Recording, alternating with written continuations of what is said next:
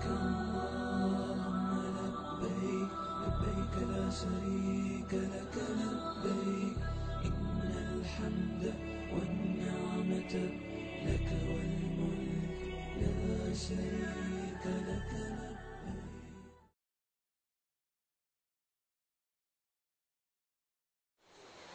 السلام عليكم ورحمة الله. إن الحمد لله نحمده ونستعينه من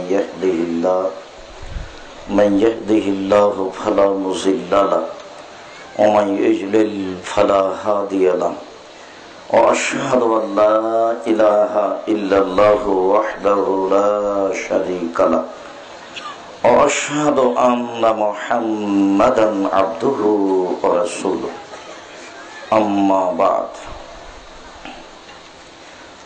فأعوذ بالله من الشيطان الرجيم يا أيها الذين آمنوا أطيعوا الله وأطيعوا الرسول ولا تبطلوا أعمالكم. عن عائشة رضي الله تعالى عنها قالت قال رسول الله صلى الله عليه وسلم من حدث في أمرنا هذا ما ليس منه فهو رد. رواه البخاري ومسلم. عن أبي هريرة رضي الله تعالى عنه قال قال رسول الله صلى الله عليه وسلم من عمل عملا ليس عليه أمرنا فهو رد. رواه البخاري ومسلم. عن أبي هريرة رضي الله تعالى عنه قال قال رسول الله صلى الله عليه وسلم كل أمتي يدخلون الجنة إلا من أبى. قيل من أبى يا رسول الله؟ قال من أطاعني فدخل الجنة ومن عصاني فقد أبى. رواه البخاري. عن حذيفة رضي الله تعالى عنه قال قال رسول الله صلى الله عليه وسلم قوم يستنون بغير سنتي ويهدون بغير هديتي إلى آخر الحديث. রাহুল বুখারী ও মুসলিম। সম্মানিত উপস্থিতি, প্রশংসা আল্লাহর জন্য, শান্তি অবতীর্ণ হোক আল্লাহর রাসূলের উপর সাল্লাল্লাহু আলাইহি ওয়াসাল্লাম। আজকের এই দ্বীনি বৈঠকে বক্তব্যের বিষয় ইত্তেবাউস সুন্নাহ, সুন্নাতের অনুসরণ ও ইজতিনাবুল বিদআ, বিদআত পরিহার। উল্লিখিত বিষয়ের উপরে এক সংক্ষিপ্ত গুরুত্বপূর্ণ তত্ত্ববহুল বিবরণ পেশ করার চেষ্টা করব ইনশাআল্লাহুল আজিজ। বিষয়টি পেশ করার পূর্বে আপনাদের সাথে জরুরি দু একটি কথা। তার প্রথম কথা হচ্ছে, এইভাবে দিন প্রচার করার পরিবেশ পরিস্থিতি আমি 1990 সাল থেকে দেখে আসছি। তার আগে কিভাবে হতো আমি তা অবগত নই, তবে দিন দিন যেভাবে হচ্ছে তাতে এইরকম দিন প্রচার একটা সিজনাল ব্যবসায় পরিণত হয়েছে বলে আমি বুঝতে পারছি, দেখতে পাচ্ছি। এর অনেকগুলি সমস্যা। তার যেটা প্রথম সমস্যা সেটা হচ্ছে, আমরাই যারা দিন প্রচার করছি তাদের অনেকেই এটা আমাদের উপার্জনের ব্যবস্থা হয়ে গেছে। আমরা এর মাধ্যম দিয়ে রুজি উপার্জন করছি। যখনই আমরা এর মাধ্যম দিয়ে রুজি উপার্জন করছি তখন আমরা সময়কালীন যোগ উপযোগী যে কোনো পরিস্থিতি, যে কোনো মাধ্যম গ্রহণ করতে বাধ্য হচ্ছি বা গ্রহণ করতে প্রস্তুতি নিচ্ছি। 6 মাস আগে প্রোগ্রাম নির্ধারণ হবে, অগ্রিম 5,000, 10,000, 20,000 টাকা দিতে হবে, বক্তব্য শেষে আবার এই পরিমাণ টাকা দিতে হবে। এই পরিবেশ পরিস্থিতি ধর্ম প্রচারের জন্য কত বড় ভয়াবহ তা আমি বুঝাতে অক্ষম। আর আমি যে পরিস্থিতি বুঝতে পারছি সেই পরিস্থিতির প্রতিকার করতে পারবো এটাও আমি বুঝতে পারছি না। তবে পরিস্থিতি খুব জটিল, এটা আমি নমুনা স্বরূপ বক্তা শ্রোতার পরিচয় বয়ে রেখে যাচ্ছি। আমার বিদ্যার যথেষ্ট অভাব রয়েছে, আমি জাতির সামনে ভুল ত্রুটি যথাযথভাবে পেশ করতে পারলাম না। এতে আমার কিছু করার নেই, তবে আমি জাতিকে বলে যাচ্ছি যে দিন এইভাবে প্রচার করা সঠিক নয়। নিঃস্বার্থপর ভাবে খালে সন্তরে উদ্দেশ্য ছাড়াই দিন প্রচার করতে হবে কিভাবে, এই নিয়ে আলেম ওলামাদের ভাবা উচিত। একটি প্রোগ্রামের সাথে এত আগে থেকে যেভাবে প্রস্তুতি এবং পুরুষ নারীর উপস্থিতি এবং দোকানপাট, খেলাধুলা, আনন্দ ফুর্তি, জিনিসপাতির ক্রয় বিক্রয়, এটা একটা আগেকার অমুসলিমদের মেলার মতো হয়ে যাচ্ছে। বিভিন্ন এলাকায় একদিন আগে থেকে মেলা বসে আর বক্তব্যের পরেও 2 দিন চলে। আমাদের পরিবেশ পরিস্থিতি যত জটিল, দিন প্রচারের ব্যাপারে সামাজিক পরিস্থিতি তার চেয়ে অনেক বেশি জটিল। প্রোগ্রামকে লক্ষ্য করে মানুষ আত্মীয় স্বজনের বাড়িতে এসে ভর্তি হয়েছে। অন্যদিন যার একজন সেলিকা ছিল, জালসা প্রোগ্রামকে লক্ষ্য করে তার 10 থেকে 50 জন সেলিকা জমা হয়েছে। তার বাড়িতে অন্যায়ের বন্যা প্রবাহিত হচ্ছে, ফলাফল কি হচ্ছে তা আমরা দেখতে পাচ্ছি।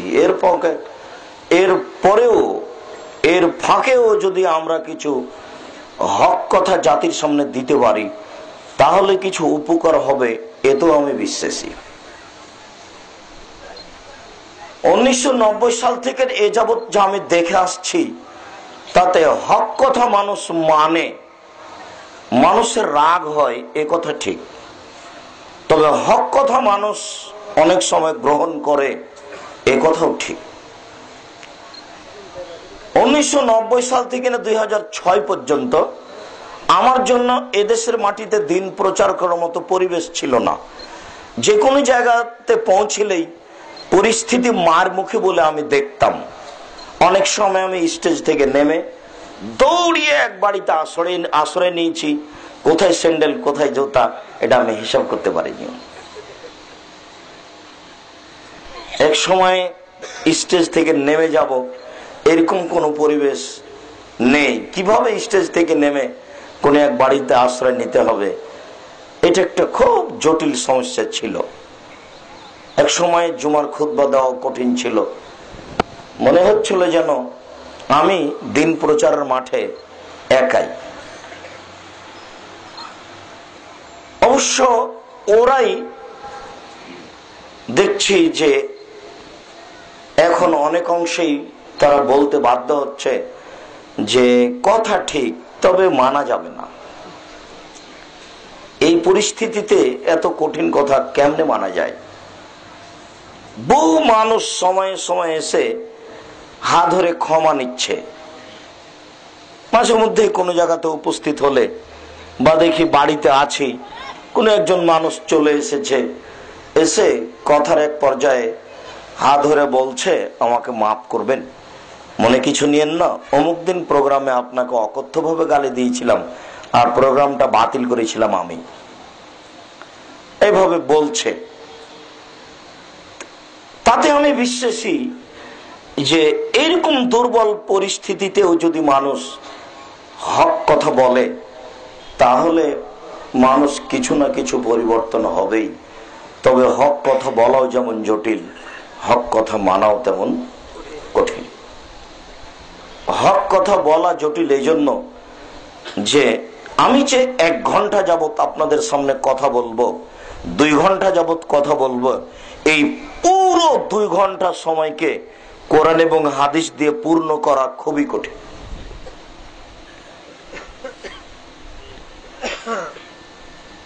পুরো সময়টাকে কিসসা কাহিনী মুক্ত করে কোরআন এবং সহিহ হাদিস দিয়ে পূর্ণ করা খুবই কঠিন। এক সপ্তাহ অন্তত প্রস্তুতি লাগবে 2 ঘন্টা সময় পূর্ণ করতে, 1 সপ্তাহ প্রস্তুতি লাগবে। 2 ঘন্টা সময়ে যদি আমি 30টা হাদিস আপনাকে শোনাতে চাই আর 5টা আয়াত শোনাতে চাই, তাহলে 1 সপ্তাহের প্রস্তুতি লাগবে। এবং একাই এই 30টা হাদিসকে সিরিয়াল দিতে হবে যে এরপরে এটা, এরপরে এটা, এরপরে এটা, অন্তত 30 থেকে 40 বার সিরিয়াল দিতে হবে।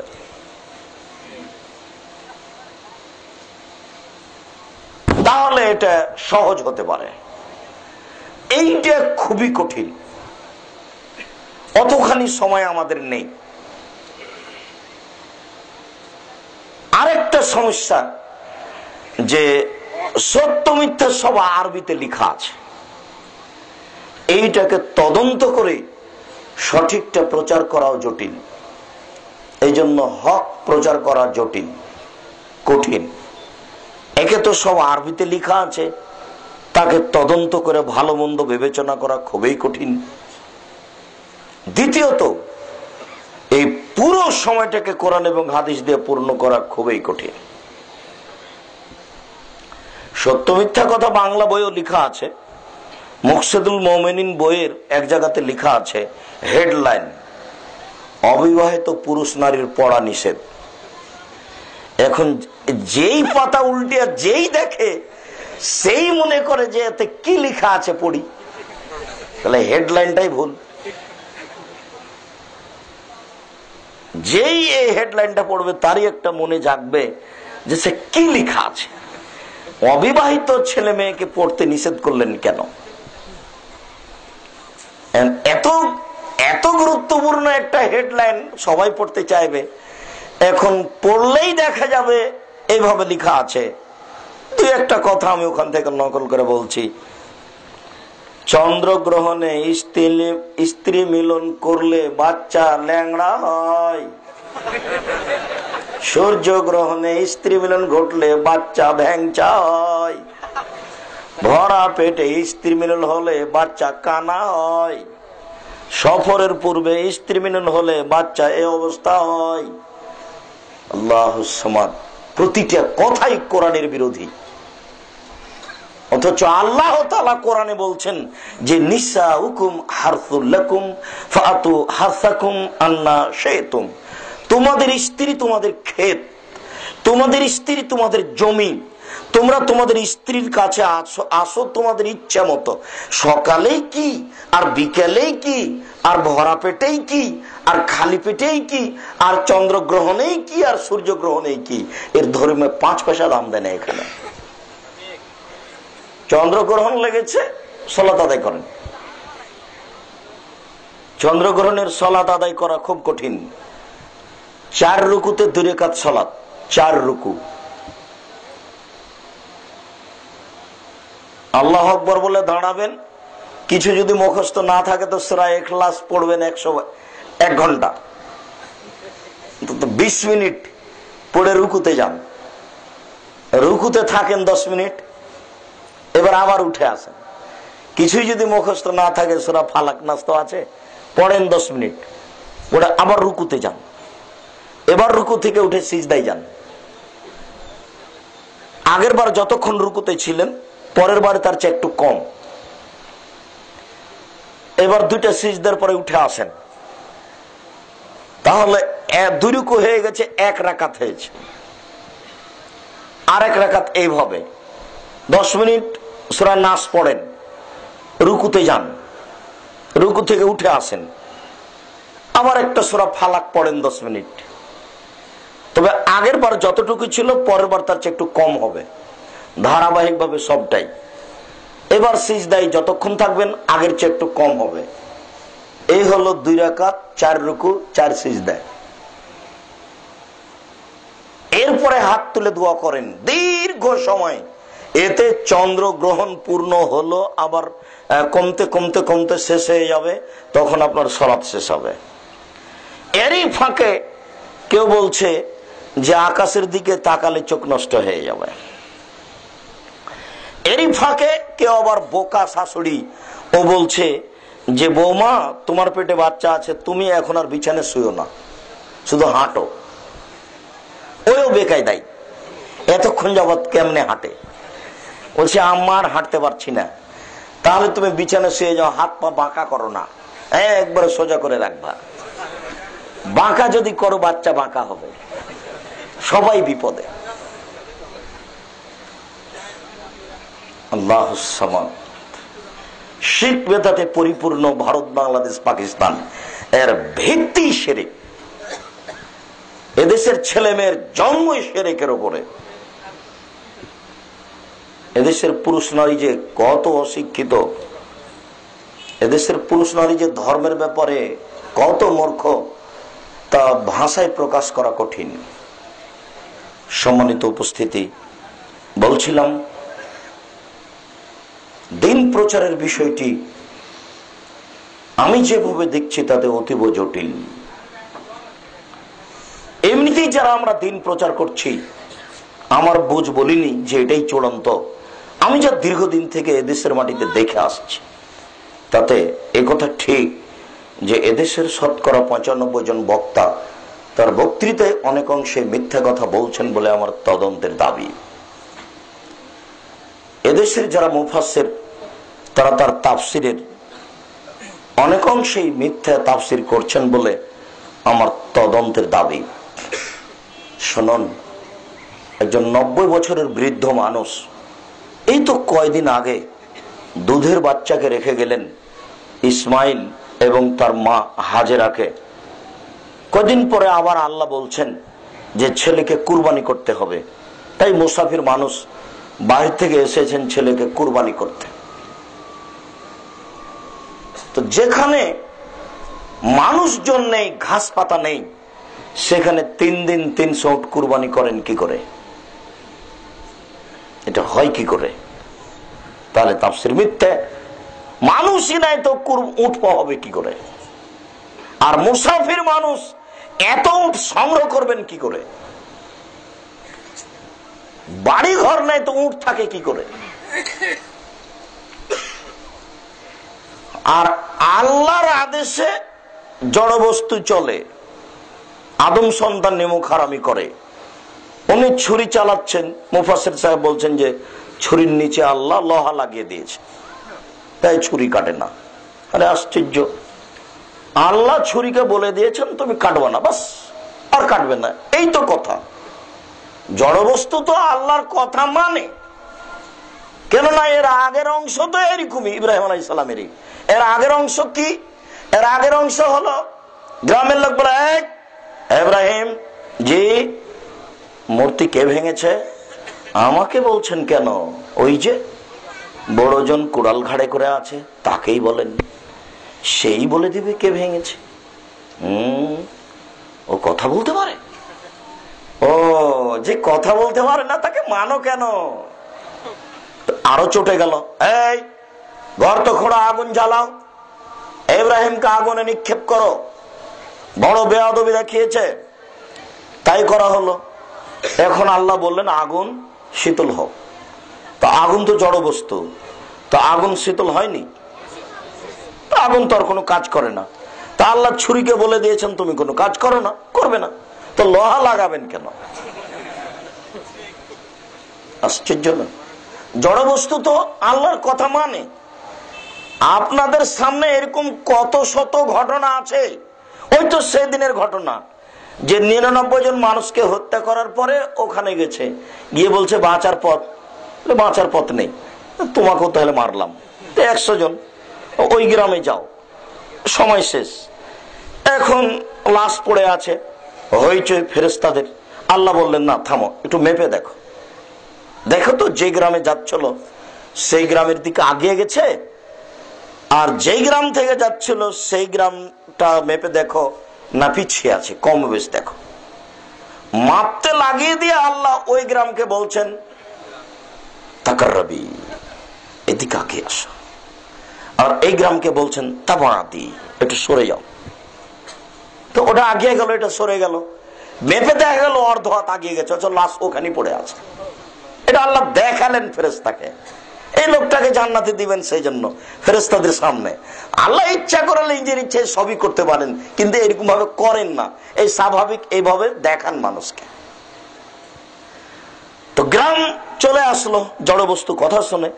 ছুরি কথা শুনবে না, ছুরির মুখের উপর লোহা লাগাতে হবে, এখন কথা।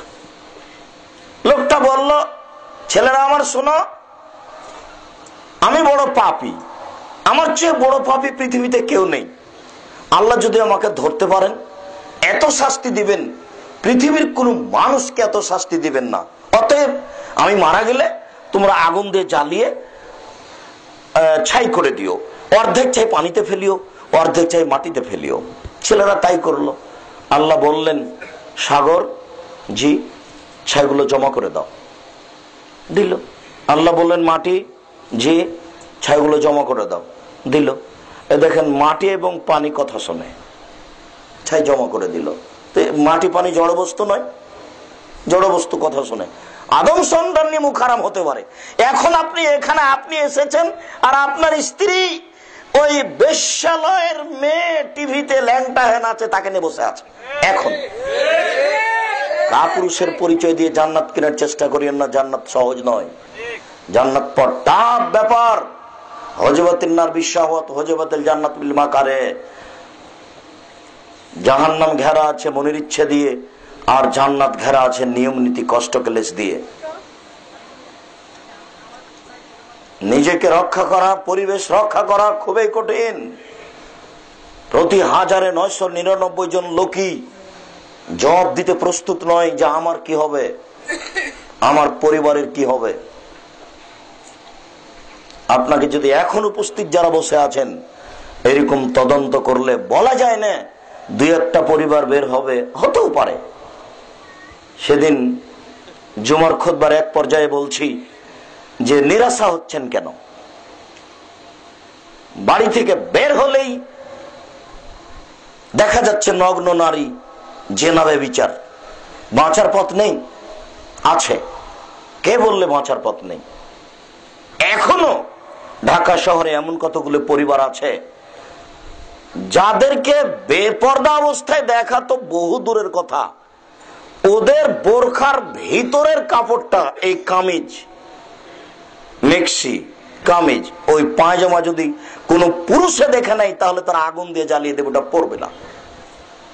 কিন্তু পুরুষে দেখলে আগুন দিয়ে জ্বালিয়ে দেবে। এরকম পরিবার ঢাকাতে আছে। অথচ আপনি নিজেই বিপদে পড়ে আছেন আপনার পরিবার নিয়ে।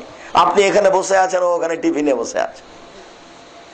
টিভি নিয়ে বসে থাকার সমস্যা নয়, কিন্তু টিভি ব্যবহার করার সমস্যা। এটা তো খুবই কঠিন। জবাবদিহি হতে হবে, হতেই হবে, বাঁচার কোনো পথ নেই।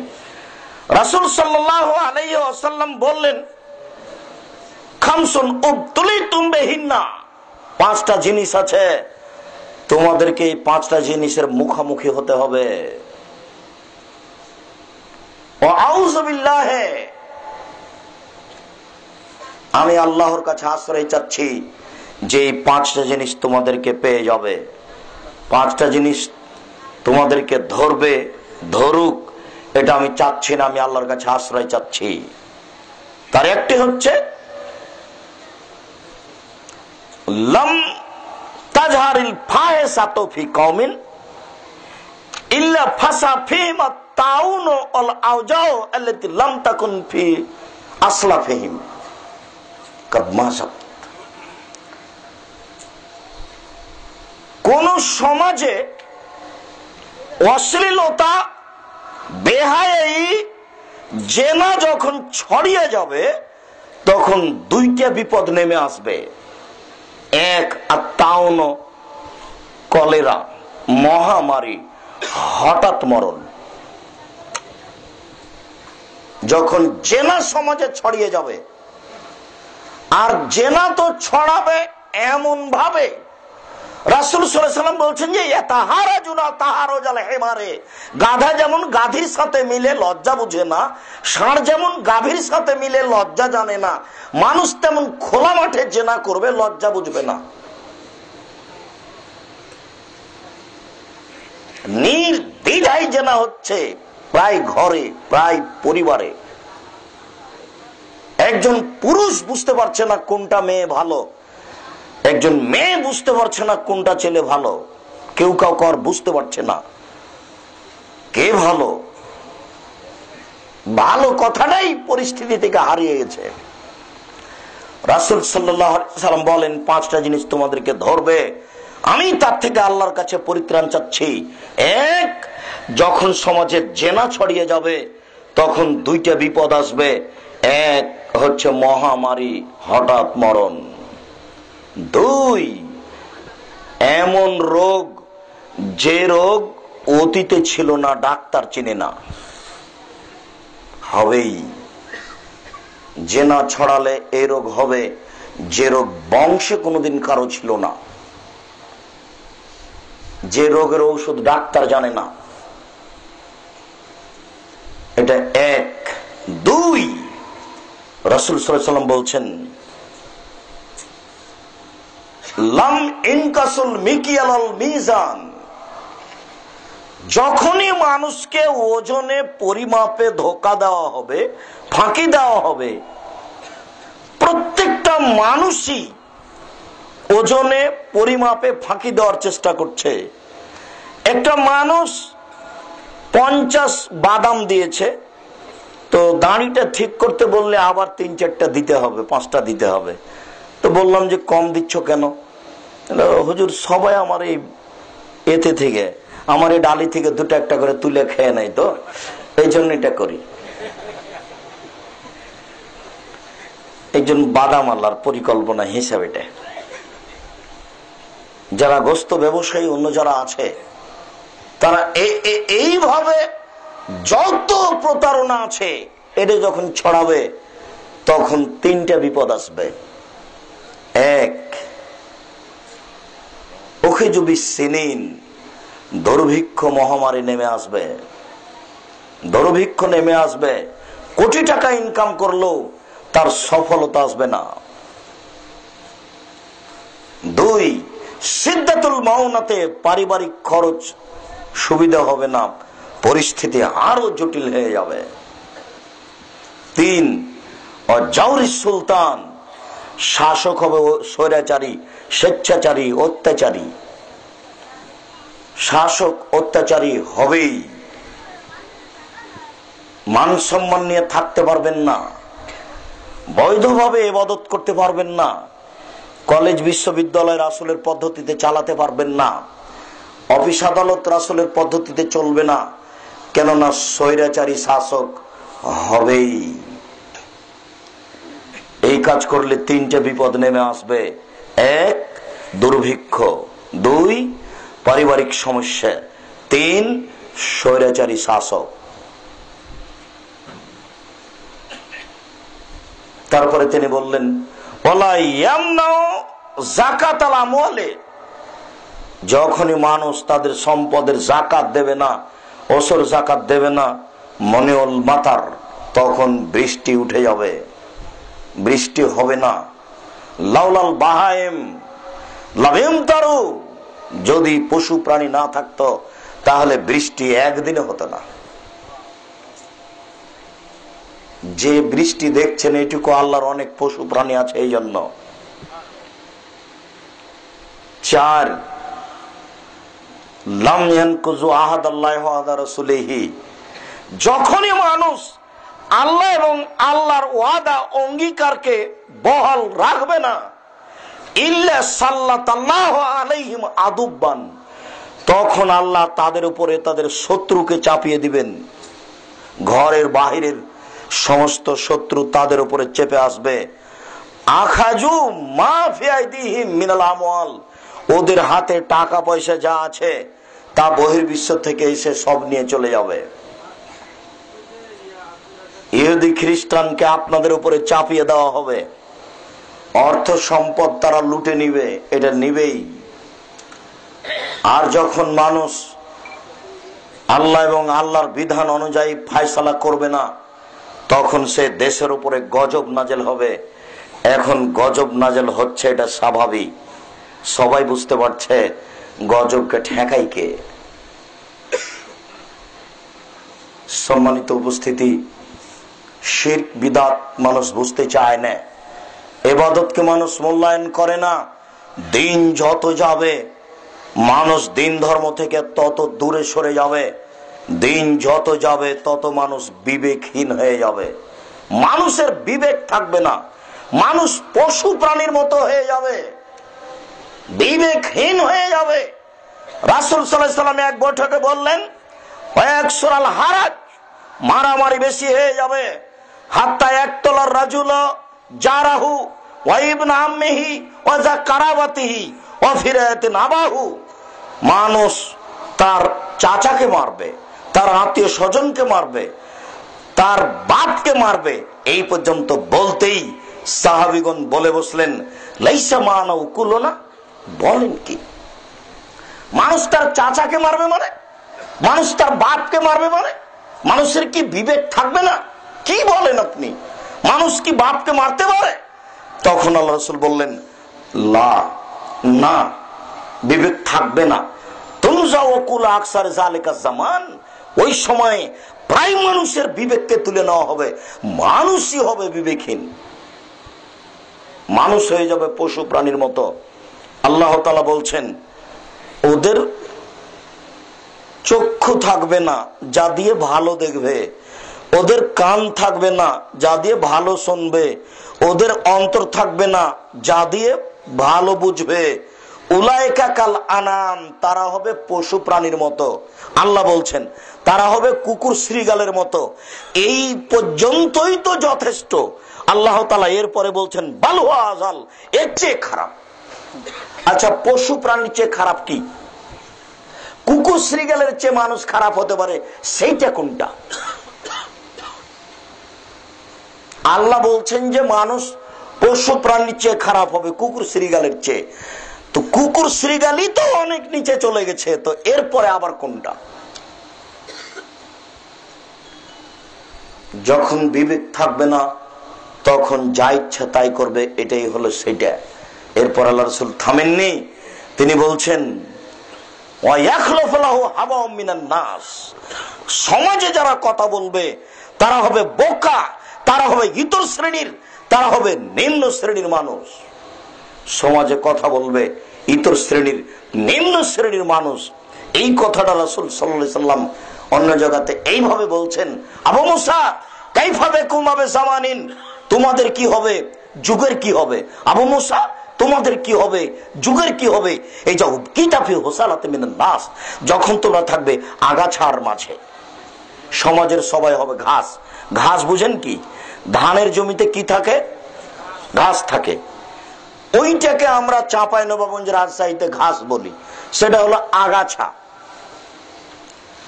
তো আল্লাহ রাসূল বলছেন, আবু মুসা যখন তোমরা আগাছার মধ্যে থাকবে, তুমি যখন আগাছার মধ্যে থাকবে তখন তোমাদের কি হবে, যুগের কি হবে?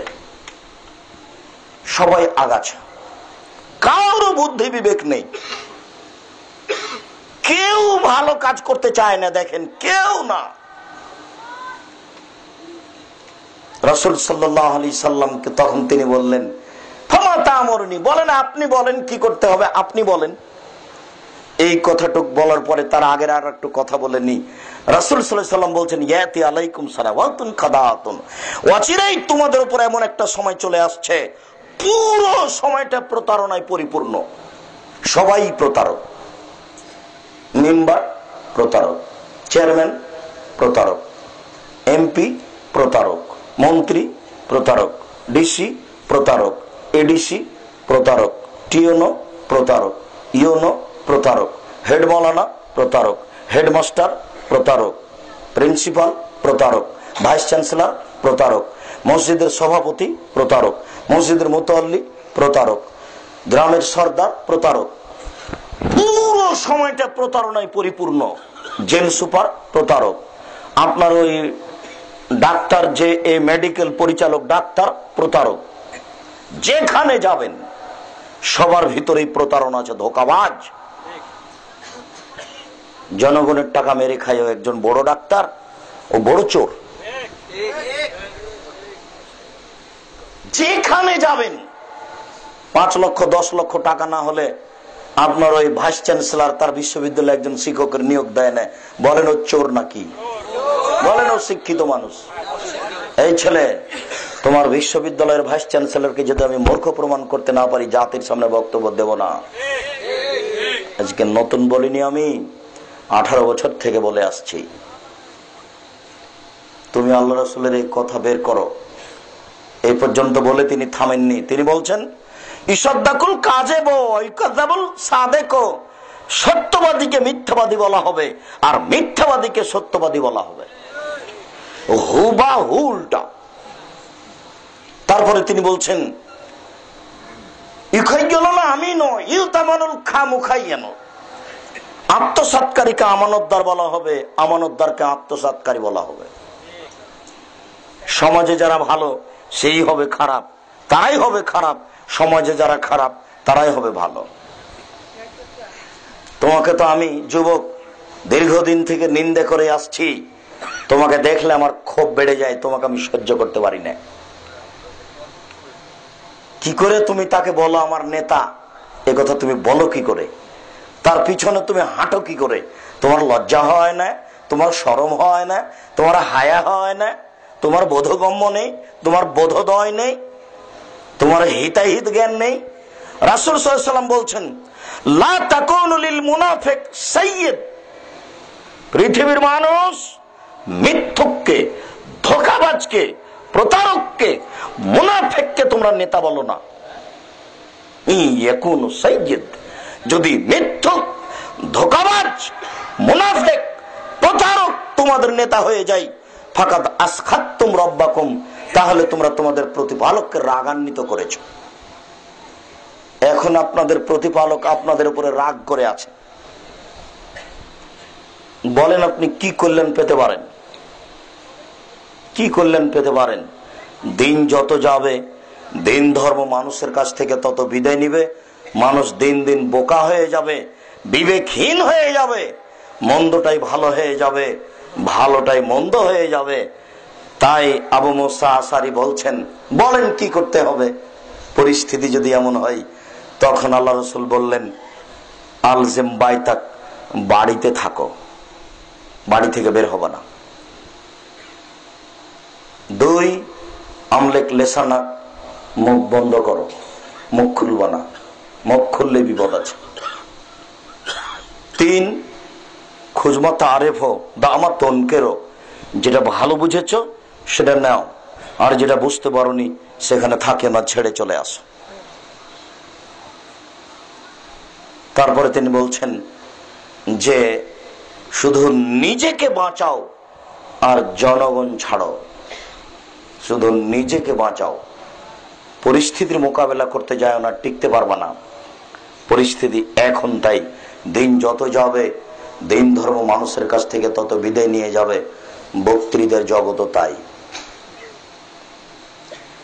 ধর্মের নামে কে কি বলছে তা ধুলাই অন্ধকার, যার যা মনে লাগছে সে স্বার্থে তাই বলে দিচ্ছে। স্বার্থ যখন আগে থাকবে ধর্ম তখন পিছে থাকবে, ধর্ম যখন আগে থাকবে স্বার্থ তখন পিছে থাকবে। কে যে স্বার্থ ছাড়া কথা বলছে চলছে এটা বোঝা বড় কঠিন।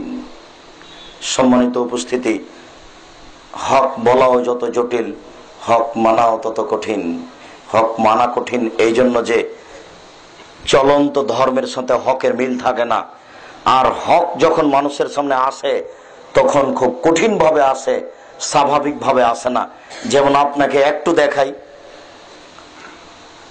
আব্দুল্লাহ ইবনে মাসউদ রাদিয়াল্লাহু তাআলা আনহু ইউকাব্বিরু, তাকবীর পাঠ করতেন আরাফার দিন থেকে নিয়ে আইয়ামে তাশরিকের শেষ দিন আসর পর্যন্ত। আল্লাহু আকবার, আল্লাহু আকবার, লা ইলাহা ইল্লাল্লাহ, আল্লাহু আকবার, আল্লাহু আকবার, ওয়ালিল্লাহিল হামদ। এটা হলো হক। আল্লাহু আকবার কবীরা, আলহামদুলিল্লাহি কাসীরা, সুবহানাল্লাহি বুকরাতাও ওয়াসিলা। এই তাকবীর কিয়ামত পর্যন্ত প্রমাণ হবে না। কিয়ামত পর্যন্ত সময় থাকলো, আর আমি আমার মরা পর্যন্ত সময় দিলাম। যদি প্রমাণ হয়ে যায় আল্লাহু আকবার কাবীরা আলহামদুলিল্লাহ কাসীরা সুবহানাল্লাহি বুকরাতাম ওয়া আসীলা, আমি জাতির সামনে আর কোনোদিন বক্তব্য দিতে আসবো না ইনশাআল্লাহ।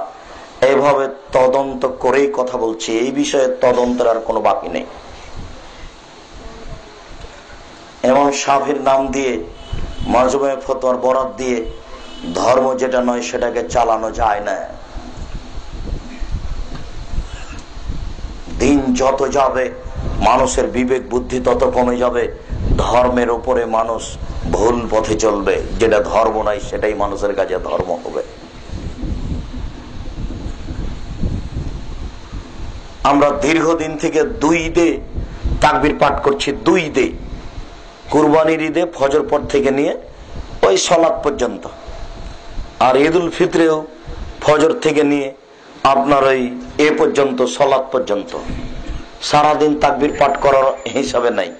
অথচ আব্দুল্লাহ ইবনে উমর আর আবু হুরায়রা রাদিয়াল্লাহু তাআলা আনহু ইয়াখরুজান ইলা সুক ফি আইয়ামিল আসর, যুলহিজ্জার এই 10 দিনে আব্দুল্লাহ ইবনে উমর এবং আবু হুরায়রা বাজারের দিকে যেতেন, ওয়া ইউকাব্বিরানে তাকবীর পাঠ করতেন, ওয়া ইউকাব্বিরুন নাস বিতাকবীরিহিমা, তাদের দুইজনের তাকবীরের সাথে সাথে জনগণও তাকবীর পাঠ করত। তাহলে যুলহিজ্জার তাকবীর শুরু হচ্ছে যুলহিজ্জার 1 তারিখ থেকে নিয়ে 10 তারিখ পর্যন্ত। আলী রাদিয়াল্লাহু তাআলা আনহুর বিবরণে বোঝা যাচ্ছে আরাফার দিন থেকে তাকবীর শুরু হবে আইয়ামে তাশরিক পর্যন্ত। তাহলে আরাফার দিন 8, পরের দিন 9, পরের দিন 10, আইয়ামে তাশরিক পরে 3 দিন, 6 দিন চলবে একটানা। তাহলে যদি উপরে 10 হয়ে থাকে, 10 থেকে ওখানে 3 আর এখান 3 6, তাহলে উপরে থাকলো 7, তাহলে মোট হয়ে গেল কত? 13 দিন। 13 দিন যাবত তাকবীর চলবে। অথচ আমাদের আলেম ওলামা আমাদেরকে তাকবীর শোনাচ্ছে শুধু ঈদুল ফিতর, ঈদুল আজহা। যেখানে যাবেন সেখানে হাত লাগালে দেখতে পাবেন অন্ধকার। কেউ ধর্ম একটু বুঝে তদন্ত করে জাতির সামনে পেশ করতে চায় না, ধর্মকে কেউ মূল্যায়ন করে না। মহান আল্লাহ বলেন, ইয়া আইয়ুহাল্লাযীনা আমানু, হে বিশ্বাসীগণ, আতিউল্লাহ, তোমরা আল্লাহকে মান্য করো, আতিউর রাসূলা, রাসূলের আনুগত্য করো, ওয়ালা তুবতিলু আমালাকুম, তোমরা তোমাদের আমলকে বাতিল করো না। একাধিক দিন বলেছি, মনে আছে? আল্লাহ যদি এইভাবে বলতেন আল্লাহকে মান্য করো, রাসূলের আনুগত্য করো, তাহলে তোমরা জান্নাত পাবা, খুব ভালো লাগতো। কিন্তু এইভাবে তো আল্লাহ বলেননি। এইভাবে বললে আবার মানানো হয়, আল্লাহকে মান্য করো, রাসূলের আনুগত্য করো, তাহলে তোমরা জান্নাত পাবা। খুব মানাচ্ছে না? খুব ভালো মানাচ্ছে, কিন্তু আল্লাহ এইভাবে বলেননি। আল্লাহ বলছেন আল্লাহকে মান্য করো, রাসূলের আনুগত্য করো, তোমাদের আমল বাতিল করো না। শেষের বাক্যের সাথে আগের 2টি বাক্যের কি মিল হলো? 3 নম্বর বাক্যের সাথে আগের 2টি বাক্যের কোনো মিল নেই। আল্লাহকে মান্য করা কেটে গেলে আমল বাতিল হবেই, রাসূলকে মান্য করা কেটে গেলে আমল বাতিল হবেই, বলা লাগবে না। কেউ বিবেচনা করতে চায় না যে আমি যে আমলটা করছি সেটা চলবে কিনা। আল্লাহ তাআলা বললেন, ইয়া আইয়ুহাল্লাযীনা আমানু, হে বিশ্বাসীগণ, সাল্লু, ইয়া আইয়ুহাল্লাযীনা আমানু সাল্লু আলাইহি ওয়া সাল্লিমু তাসলিমা, তোমরা তোমাদের নবীর উপরে সালাম দাও, তার উপরে দরুদ পড়ো। আল্লাহ বলছেন, হে পৃথিবীর বিশ্বাসী মানুষ, তোমরা তোমাদের নবীকে সালাম দাও, তোমাদের নবীর উপরে দরুদ পড়ো। তখন সাহাবীগণ বললেন, আল্লাহর নবী, আপনাকে আমরা সালাম দিতে জানি, আপনার উপরে দরুদ পড়তে জানি না। আল্লাহ রাসূল, আপনাকে সালাম দিতে জানি, তবে দরুদ পড়তে জানি না। কিভাবে দরুদ পড়তে হবে তা বলে দেন।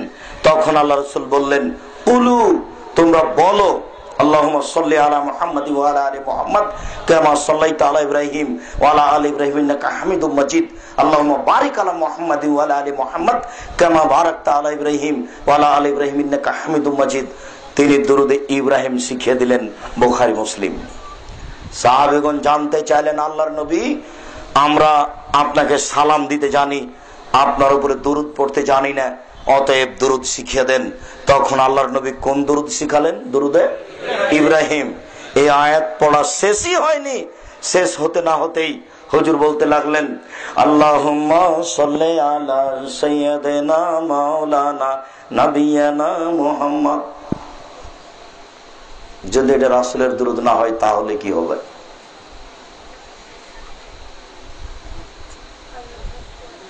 দরুদ পড়াচ্ছে, আয়াত পড়া শেষই হয়নি, হুজুর বলতে লাগলেন, বালাগাল্লুলা বিকামালিহি কাসাফাদ্দুজা বিজামালিহি হাসানাত জামিউ খিসালিহি সাল্লু আলাইহি ওয়া আলিহি। পড়তে নিষেধ করিনি, যদি রাসূলের দরুদ না হয় তাহলে আপনার কি হবে? আব্দুল্লাহ ইবনে আমর রাদিয়াল্লাহু তাআলা আনহু বলেন, রাসূল সাল্লাল্লাহু আলাইহি সাল্লাম বলেছেন, বাল্লিগু আন্নী ওয়ালাউ আয়া, পৃথিবীর মানুষ, আমার একটি কথা জানা থাকলে অন্যকে বলে দাও। একটি কথা মানে, আমার চোখের সামনে একটা লোক বাম হাতে পানি পান করছে, বলেন আমাকে কি করতে হবে?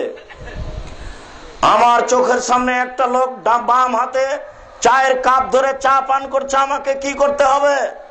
আমার যদি ক্ষমতা থাকে তাহলে বলতে হবে, বেয়াদব, হিসাব পাও না, ডান হাতে ধরো, জোর করে। যদি সম্ভব না হয়, জনাব মনে কিছু নিয়েন না, ডান হাতে কাপ ধরুন, বাম হাতে শয়তান খায়। যদি সম্ভব না হয় তাহলে ঘুরে আসেন ঘৃণা করে। আমার একটি কথা জানা থাকলেও অন্যের কাছে বলে দিতে হবে। 2 নম্বর বাক্যে তিনি বললেন, ওয়াহাদ্দিসু আন বানি ইসরাঈল আল হারাজ, বানি ইসরাঈলের কাহিনী বলো, কোনো দোষ নেই। হাজারো বানি ইসরাঈলের কাহিনী আছে, সত্য মিথ্যা, সত্য কাহিনী আছে, মিথ্যা কাহিনীও আছে। সত্য কাহিনী যেমন, একটা লোকের কাছে 1000 টাকা কর্জ চাইলো, তখন কর্জদাতা বলল, হ্যাঁ দিতে পারি, তবে একজন মানুষকে কাফিল জিম্মেদার হিসেবে দিতে হবে। তখন কর্জ গ্রহীতা বলল, আল্লাহই জিম্মেদার। জিম্মেদার কোথায় পাবো? কর্জদাতা বললে, আচ্ছা ঠিক আছে, একজন সাক্ষী রাখতে হবে। তখন কর্জ গ্রহীতা বলল, আল্লাহই সাক্ষী, কোথায় সাক্ষী পাবো এখন? তখন কর্জদাতা বলল, আচ্ছা ঠিক আছে, 1000 টাকা নিয়ে যাও। লোকটা 1000 টাকা নিয়ে চলে গেল। তার ব্যবসা বাণিজ্য ছিল নদী পার হয়ে, নির্ধারিত সময়ে টাকা নিয়ে নদীর পাশে আসলো, এসে দেখলো বাহন নেই, যাওয়া যায় না। নদীর পাশে দাঁড়িয়ে আল্লাহকে বলল, আল্লাহ, কর্জদাতার কাছে কর্জ চেয়েছিলাম, বলেছিল জিম্মেদার লাগবে, আমি বলেছিলাম আল্লাহ জিম্মেদার, এই কথাতে সে রাজি হয়েছিল। আমার কাছে চেয়েছিল সাক্ষী, আমি বলেছিলাম আল্লাহ সাক্ষী, এই কথাতে সে রাজি ছিল। আজকে টাকা দেওয়ার দিন ছিল, আমি নির্ধারিত সময়ে পৌঁছতে পারছি না, বাহন নাই, এই জন্য। অতএব এই আমি টাকা কাঠের ভিতরে ঢুকিয়ে, কাঠের মুখের উপরে একটু মম লাগিয়ে এই সাগরে ফেলে দিলাম, তোমার কাছে দিয়ে দিলাম।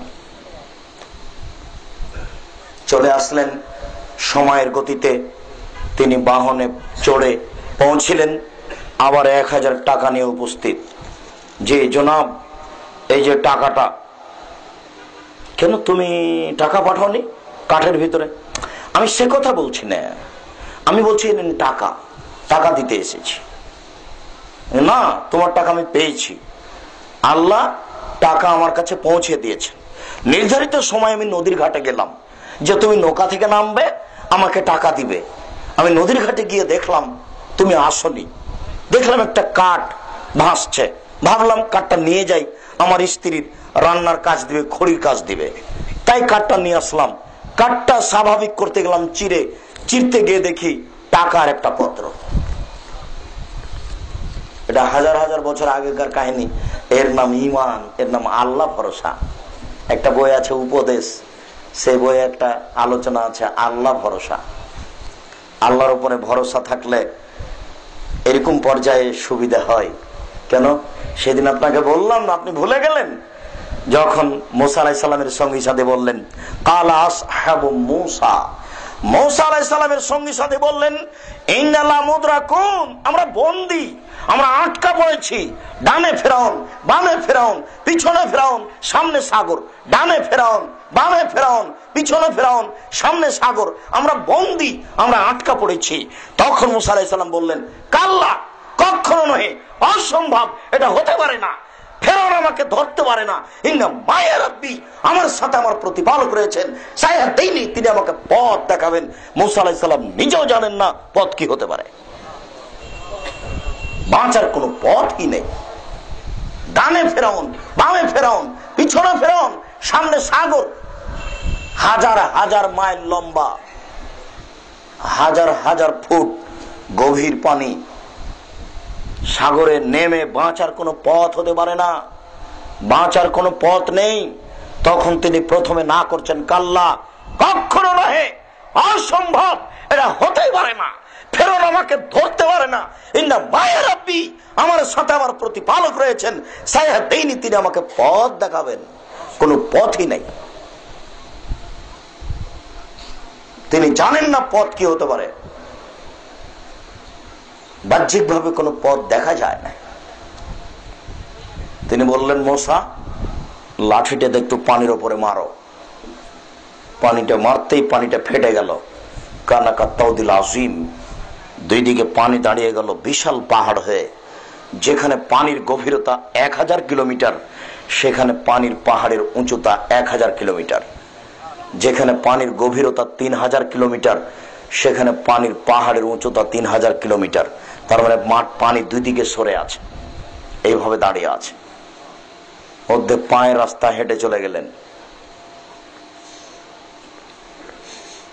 এর নাম আল্লাহ ভরসা। তিনি এইভাবে কথা বলেন আল্লাহর উপরে ভরসা না থাকলে। সম্মানিত উপস্থিতি, বলছিলাম যদি আপনার আমল আল্লাহর আনুগত্যে না আসে, রাসূলের আনুগত্যে না আসে, আমল বাতিল হবেই। রাসূল সাল্লাল্লাহু আলাইহি সাল্লাম বললেন বাল্লিগু আন্নী ওয়ালা আয়া, আমার একটি কথা জানা থাকলে অন্যকে বলো। তিনি বললেন বনী ইসরাইলের কাহিনী বলো, কোনো দোষ নেই। এই যে সত্য কাহিনী বলুন, আরো অনেক কাহিনী আছে। মিথ্যা কাহিনী দেখবেন, মিথ্যা কাহিনী একটু, ওই যে গাছ, গাছে পাখি বাসা করে, বাচ্চা দেয়, পাশের লোকটা গাছে উঠে বাচ্চা পেড়ে নিয়ে জবে করে খেয়ে নেয়। তাই পাখি সুলাইমানের কাছে, সুলাইমান আলাইহিস সালামের কাছে অভিযোগ করলো, সুলাইমান আলাইহিস সালাম শুনুন, আমি যেখানে বাচ্চা দিই সেই গাছের পাশে একটা লোক আছে, আমার বাচ্চা বড় হলেই সেই লোক ধরে জবাই করে খেয়ে নেয়, এটা আমার অভিযোগ। তখন সুলাইমান আলাইহিস সালাম বললেন আচ্ছা ঠিক আছে, বিষয়টি দেখব। এবার বাচ্চা বড় হয়েছে, লোকটা গাছে উঠতে যাচ্ছে, তখন একটা ফকির, ওই সময় তার হাতে একটা রুটি ছিল, এক টুকরা একটা রুটি ছিল, ফকির এসে বলছে আমাকে ভিক্ষা দেন, আমাকে খেতে দেন। এবার লোকটা ওই ফকিরকে হাতের রুটি দিয়ে গাছের উপরে উঠছে, বাচ্চা নামিয়ে নেবে। যেমনই গাছের উপরে উঠেছে, হাত বাড়াচ্ছে, পাখি নিবে, বাচ্চা নিবে। তখন সুলাইমান আলাইহিস সালাম বলছেন জিন, জি জাহাপনা বলেন, এই যে গাছে উঠেছে, তোমরা দুজন যাও, ওর দুই পা ধরে দুই টুকরা করে পূর্ব পশ্চিমে ফেলে দাও। আচ্ছা ঠিক আছে। এবার দুইটা জিন তার দুই পা ধরেছে।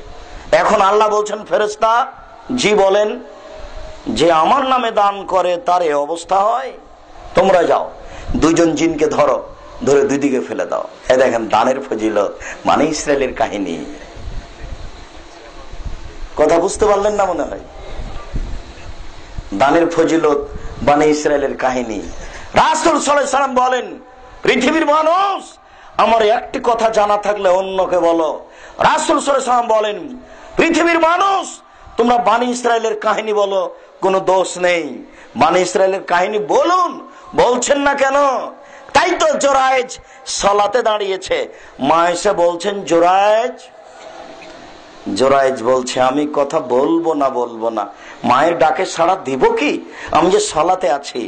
তখন দেরি হতেই জোরায়েজের মা বলল, আল্লাহ ওকে মারো না, পতিতালয়ের মেয়ের মুখ না দেখা পর্যন্ত, বেশ্যালয়ের মহিলার মুখ না দেখা পর্যন্ত ওকে মারো না। লা তুমি তো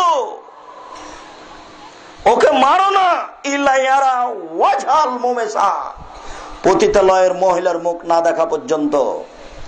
এই বলে মা চলে গেলেন।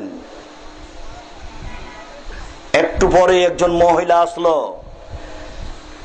তার সাথে কথা বলল, জেনার প্রস্তাব দিল। জোরায়েজ নাকচ করলো।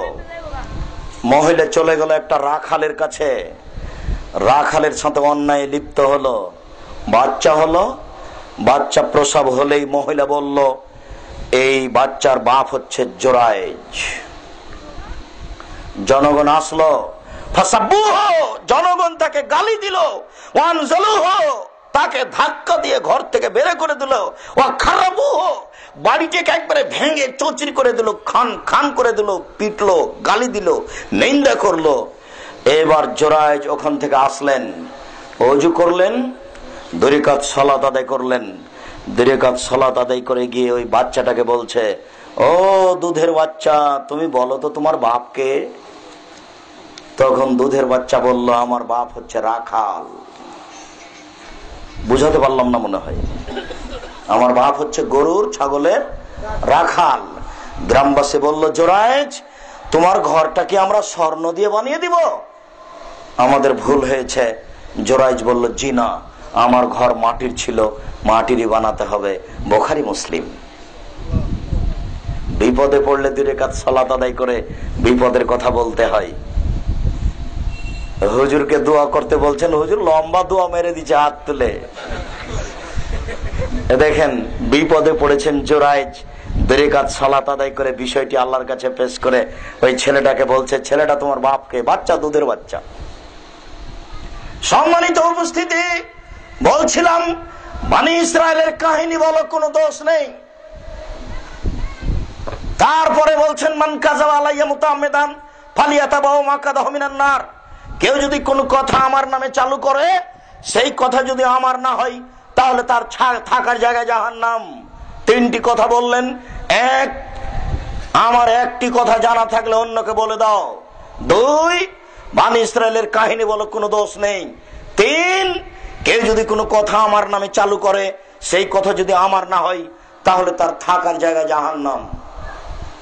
আমি বলেছি যে হাজি ক্যাম্পে মাওলানা সাহেবেরা শিখিয়ে দিচ্ছেন, আপনারা বলুন লাব্বাইক আল্লাহুম্মা লাব্বাইক, লাব্বাইক লা শারিকা লাক, লাব্বাইক ইন্নাল হামদা ওয়া নি'মাতা লাকাল মুলক লা শারিকা লাক। এতে হজ বাতিল হবে, এই কথা বলে আপনি জ্বলে যাচ্ছেন কেন? আল্লাহ রাসূল বলেছেন বিদআত করলে ইবাদত কবুল হবে না। রাসূল সাল্লাল্লাহু আলাইহি ওয়াসাল্লাম বলেছেন কেউ যদি আমার নামে অন্য কথা চালু করে তাহলে তার থাকার জায়গা জাহান্নাম। আমি মাওলানা সাহেবকে বললাম, মাওলানা সাহেব ঢাকা হাজি ক্যাম্পে এই দোয়া পড়ছেন কেন? এটা তো হবে এলামলামে।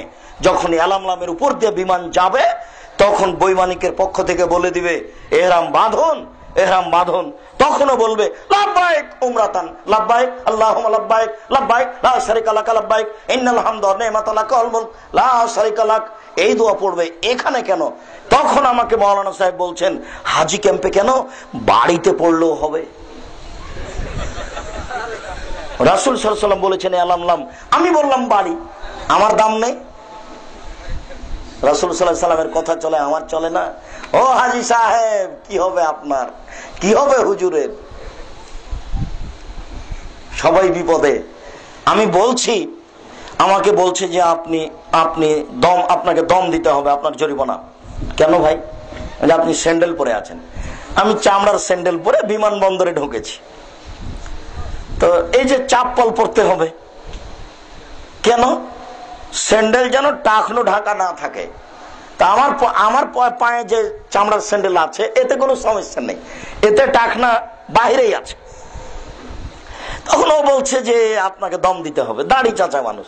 ওই যে দম দিতে হবে কেন? যে এই যে আপনি এহরাম বাঁধার পরে চামড়ার স্যান্ডেল পরে আছেন, চাপ্পল পরতে হবে। আমার এহরামই হয়নি, তো আমার জরিমানা লাগবে কি করে? আমি তো এহরামই বাঁধার সময় পাইনি এখনো, আমি এলামে যাবো তারপরে এহরাম বাঁধবো। ওই হুজুর বলে দিয়েছে ঢাকা হাজি ক্যাম্পে এহরাম বাঁধবে। এখন এহরাম বাঁধার পরে যদি চামড়ার স্যান্ডেল পরে থাকে, জুতা পরে থাকে, তাহলে তো উল্টা হয়ে গেছে, এখন জরিমানা দিতে হবে, দম দিতে হবে। আবার হুজুর বলে দিয়েছেন, মুআল্লিম সাহেব দেখো হজে কোথায় ত্রুটি বিচ্যুতি হচ্ছে, অতএব একটা জরিমানা দিয়েই দাও, সন্দেহের উপরে একটা জরিমানা দিয়ে দাও, আমাকে টাকাটা দিয়ে দাও। অথচ সন্ধ্যের দিন রোজা থাকলে যে রোজা থাকে সে নাফরমান, সে নাফরমান, সে পাপী। সন্ধ্যের দিনে সিয়াম থাকা পাপী, সন্ধ্যের দিনে যে সিয়াম থাকবে সে পাপী। সন্দেহ করে যে হজ করতে গিয়ে কুরবানি দিয়ে দিবে, জরিমানা দিয়ে দিবে, সেও পাপী, তার হজ হবে না, ওর হজ কবুল হয়নি, ও বেদাতি। একবার হজ করতে গিয়ে সারা বংশের সমান উমরা করে চলে আসলো।